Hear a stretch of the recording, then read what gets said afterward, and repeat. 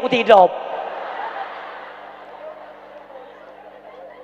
Kemenangan tua. Jadi baik sang-sang dia tanya hana taat kepada peraturan.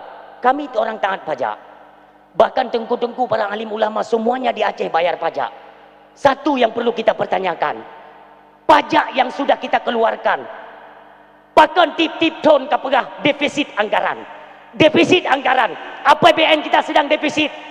Bank pajak yang kamu bayar ho mengalir, ho ijak. Hai pengkhianat, ho mengalir. Tak pegat SIM padung 10 ribu pegat SIM. Padung 10 ribu kau orang kagak pegat SIM ke bayar pajak.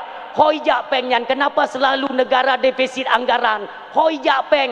Okey, Ibu Sri Mulyani mengatakan bahawa sekarang ini adalah pakan nah saudara Sri Mulyani no.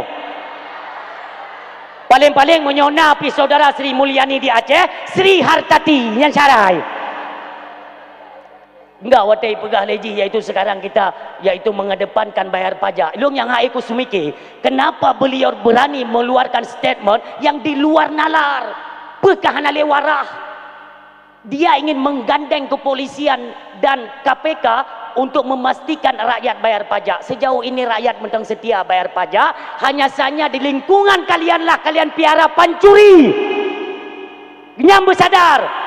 Itu OTT, operasi tangkap tangan. Itu yaitu mereka yang korupsi ratusan triliun, semuanya disita KPK.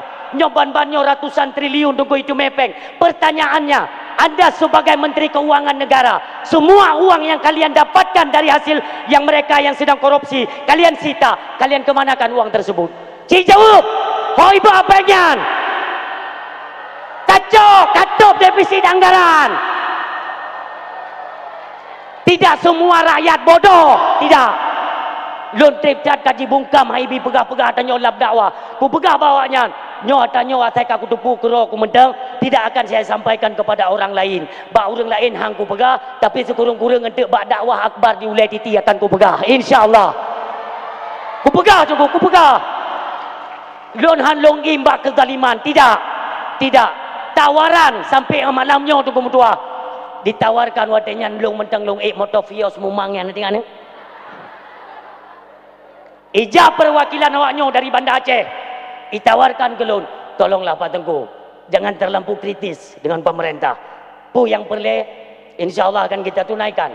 Nyan ya sawu bak tempat lon dipegang nanti nyo balai-balai drone nyo balai mumangnya tapi nah. Kita buat nanti 2 lantai letter L. Lo pegah pulung baik, lu kaji dengan balai mumangnya mendeng pegah.